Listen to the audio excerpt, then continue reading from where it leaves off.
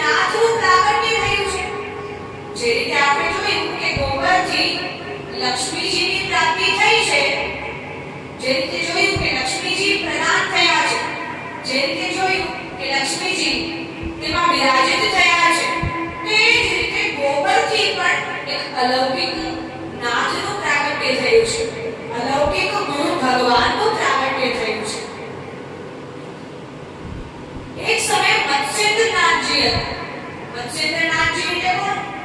જેમને આપણે મચ્છિન્દ્રનાથ અને મીનાનાથના નામથી પણ ઓળખીએ છીએ.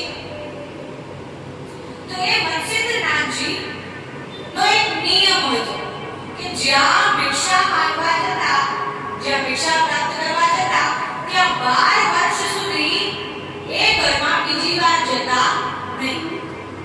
એનો એવો એક નિયમ હતો. બધા સંત મહાત્માઓ એમનો અલગ જ નિયમ, બધા અલગ અલગ નિયમ. તો એ મત્સ્યેન્દ્રનાથજીનો પણ એવો નિયમ હતો. તો એક સમયે ગોદાવરી નદીના કિનારે ચંદ્રગિરી નામક સ્થાન પરથી પસાર થતા અને ત્યાંથી પસાર થતા હતા. તેમણે વિચાર કર્યો કે ભિક્ષાનો સમય થઈ ગયો છે. તો ભિક્ષાનો સમય થયો, એમણે વિચાર કર્યો કે આ ઘર દેખાઈ રહ્યું છે સુંદર, ત્યાં જઈ અને ભિક્ષા પ્રાપ્ત કરી.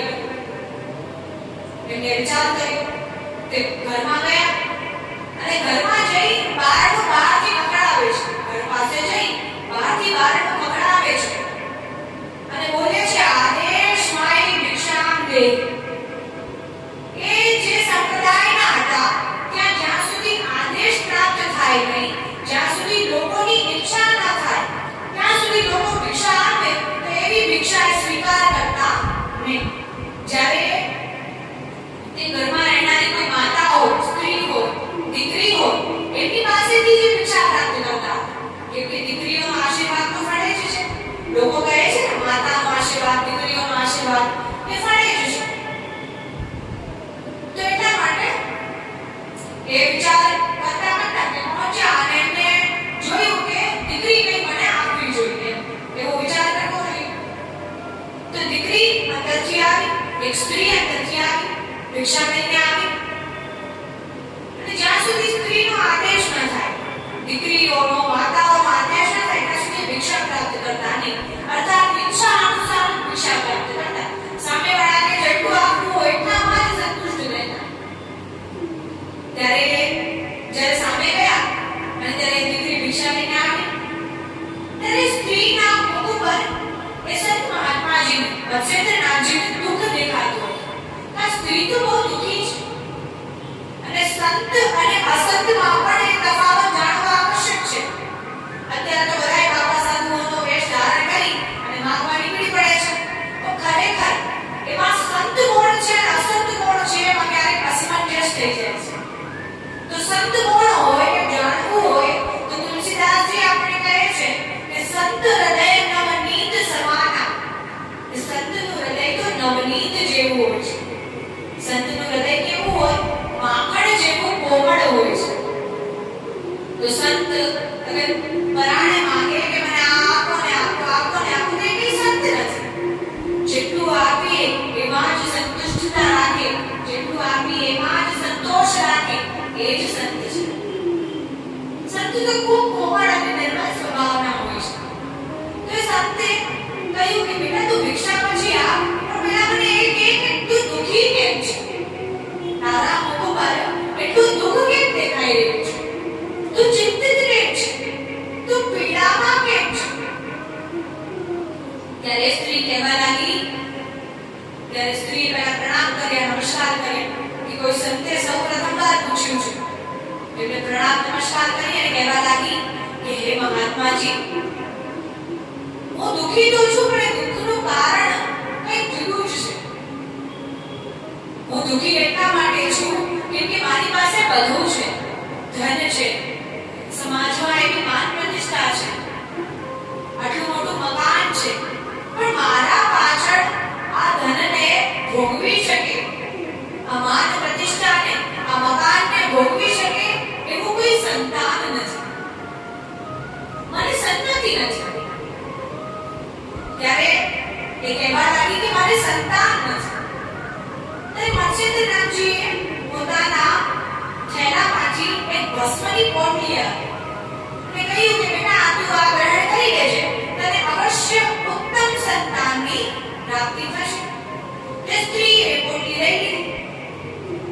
અને ભિક્ષા આપી.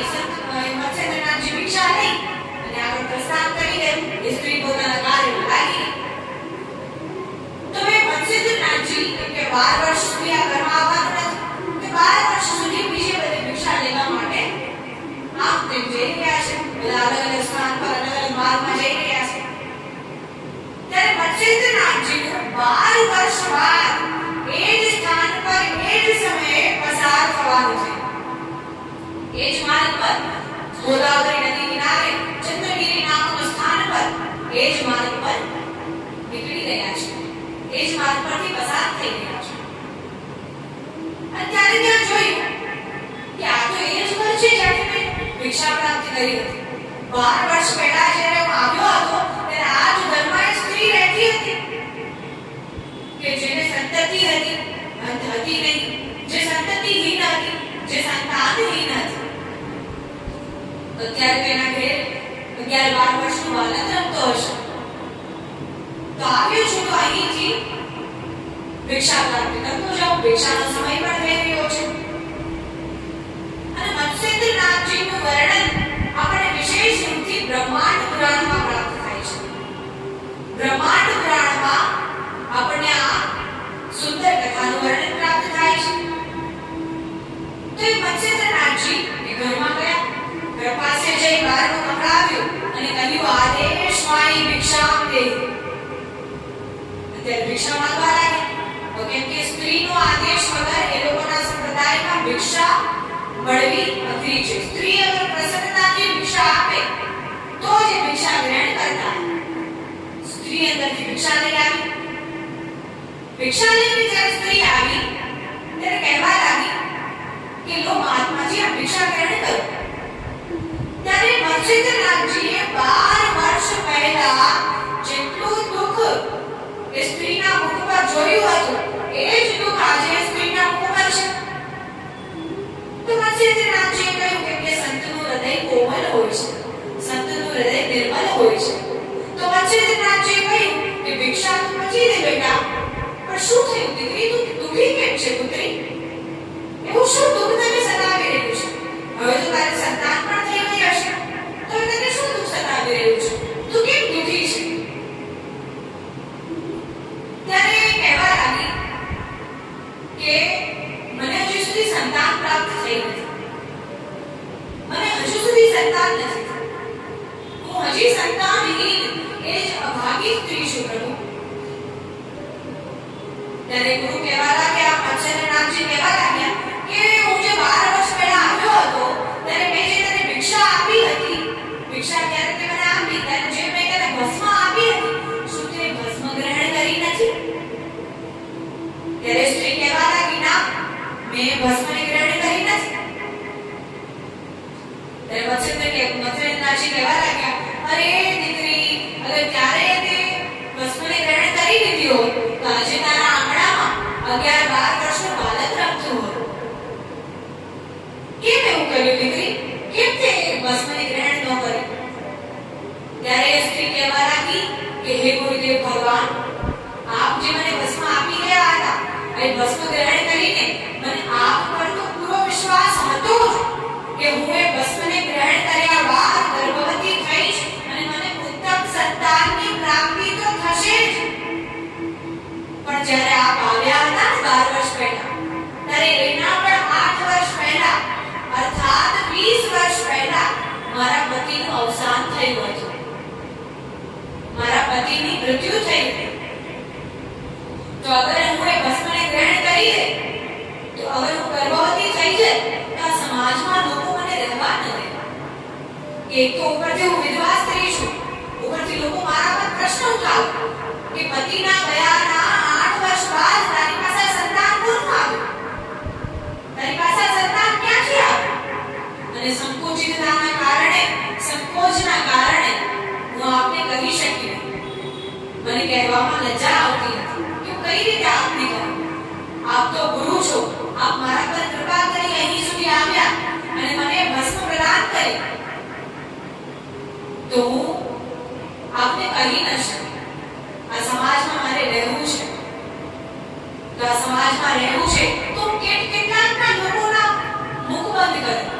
કેટલાક લોકોના કહે કે આ તો પુત્રો મને પ્રાપ્ત થયો એ સંત મહાત્માજીની કૃપાથી પ્રાપ્ત છે.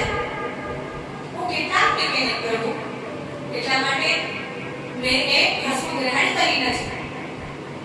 ત્યારે વત્સેન્દ્રનાથજી બોલ્યા કે અચ્છા તે ભસ્મ ગ્રહણ કરી નથી, એ ભસ્મ ક્યાંક સાચવીને રાખી તો હશે ને, એ ભસ્મ તે જવા દીધી.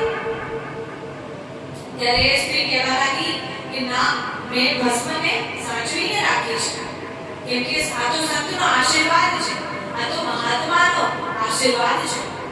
અને આપ જેવા કૃપાળુ અને નિર્મળ હૃદયના સંત મારે ઘેર ક્યારે આવે, તો મેં ભસ્મને સાચવીને રાખી છે. ત્યારે કહ્યું કે ક્યાં રાખી છે? ત્યારે સ્ત્રી કહેવા લાગી કે મેં એ ભસ્મને મારા મંદિરમાં ગૌમાતાનું છાણ રાખ્યું છે. ગૌમાતાનું ગોબર હોય, એ ગોબર જ્યારે સુકાઈને છાણ બની જાય છે, તો છાણ પર મેં ભસ્મ પધરાવી દીધી છે. પોટલીમાંથી ખોલી અને ભસ્મ છાણ પર જ પધરાવી દીધી, કે મેં સાંભળ્યું છે કે આ સંસારમાં સૌથી પવિત્ર એ ગૌમાતાનું ગોબર છે. ગૌમાતાનું ગોમય અતિ પવિત્ર છે, પાવન કરનારું છે, જેમાં પાપનો લેશ માત્ર પણ નથી. તો મેં આ ભસ્મને ગોબર પર પધરાવી દીધી. ત્યારે સંત મહાત્માજી પૂછવા લાગ્યા કે ગોબરને તો તે સાચવીને રાખ્યું હશે, મને સુનાઈ ગયું હોય પણ તે ગોબરને લઈ આવ. ત્યારે સ્ત્રી દોડતી દોડતી ગઈ, અંદર મંદિરમાં જઈ ગોબર રાખ્યું હતું એ ગોબરને લઈ આવી. જ્યારે ગોબરના ઉપલાને લઈ આવી ત્યારે એ ગોબરના ઉપલાને વત્સેન્દ્રનાથજીના હાથમાં આપ્યો. અને વત્સેન્દ્રનાથજીએ એ ગોબરના ઉપલાને હાથમાં લઈ અને એમાં ગૌમાતાનું સ્મરણ કરતા કહ્યું કે જાગો ગુરુ ગોરખનાથ જાગો, પ્રગટ થાઓ ગુરુ ગોરખનાથ પ્રગટ થાઓ. ત્યારે ગૌમાતાના ગોબરના ઉપલામાંથી, ગૌમાતાના ગોબરમાંથી સાક્ષાત 12 વર્ષના ગુરુ ગોરખનાથજી પ્રગટ થયા. ગુરુ ગોરખનાથજી પ્રગટ થયા. અને ત્યારે ગુરુ ગોરખનાથજી અને ગુરુ વત્સેન્દ્રનાથજી એ સ્ત્રીને આશીષ પ્રદાન કર્યા. એ સ્ત્રી પર ખૂબ કૃપા કરી. અને ત્યારે સ્ત્રી તો ખૂબ પ્રસન્ન થઈ ગઈ કે આવું દિવ્ય પ્રાગટ્ય મારા નેત્રોના સમક્ષ, આવું દિવ્ય પ્રાગટ્ય મારા સામે, હું તો ધન્ય થઈ ગઈ, હું તો કૃતાર્થ થઈ ગઈ, મારું જીવન કૃતાર્થ થઈ ગયું. એ સ્ત્રી તો ખૂબ પ્રસન્ન થઈ. અને ત્યારથી ગૌમાતાના ગોબરમાંથી ગુરુ ગોરખનાથજીનું પ્રાગટ્ય થયું. અને ગુરુ ગોરખનાથજી આગળ ખૂબ ગૌમાતાની સેવા કરી. ગુરુ ગોરખનાથજીને લોકો ગૌરક્ષના નામે ઓળખતા. ગૌરક્ષના નામે એમને ઓળખતા, કેમ કે ગૌમાતાની એમની સેવા કરી. ગૌમાતાની ખૂબ સેવા કરી. અનેકો ગૌમાતાઓ જે અયોગ્ય સ્થાન પર જતી હોય એ બધી ગૌમાતાઓની રક્ષા કરીને બચાવીને લાવતા. એવા હતા ગુરુ ગોરખનાથજી. એમને ખૂબ સેવા કરી, ખૂબ ગૌમાતાનું નામ સંકીર્તન કરાવ્યું, ખૂબ નામ સ્મરણ કર્યું. પોતાના જીવનકાળમાં જ્યારે એમને નાથ સંપ્રદાયનું સ્થાપિત કર્યું, ત્યારે એના સંપ્રદાયોમાં એમને ઘણા રાજાઓને દીક્ષા પ્રાપ્ત કરાવી. અને એમની પ્રેરણા લઈ ઘણા રાજાઓ પણ ગૌમાતાની સેવા કરવા લાગી ગયા. પહેલાના રાજાઓની માન પ્રતિષ્ઠા કેટલી છે, પહેલાના રાજાઓની વૈભવ કેટલો છે, યશ ધન કીર્તિ કેટલી છે, એ એમના ગોધનથી જાણ થતી હતી. એમના પાસે કેટલો ગોવંશ છે, 400 500 1000 2000 કેટલી સંખ્યામાં ગૌમાતાઓ છે, એ સંખ્યામાંથી જાણ થઈ હતી કે ગૌમાતાની સેવા કરનારા આવા પ્રતાપી રાજા છે.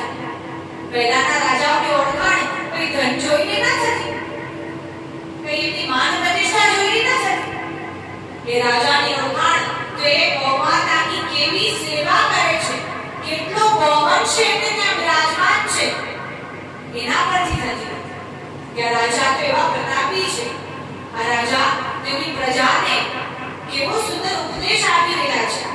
ગૌ સેવાનો ઉપદેશ આપી રહ્યા છે, ગૌ રક્ષાનો ઉપદેશ આપી રહ્યા છે. તેમને એમના જીવનકાળમાં ગુરુ ગોરખનાથજીએ અનેક રાજાઓને દીક્ષા આપી અને એમને પણ એવું પ્રેરણા આપી કે ગૌમાતાની સેવા કરો અને એમના શિષ્યો નાથ સંપ્રદાયના શિષ્યો એ નાથ સંપ્રદાયના ભક્તો આજે પણ આ દેશમાં આ સ્થાન પર આ પૃથ્વી લોકમાં ગૌમાતાની ખૂબ સેવા કરી રહ્યા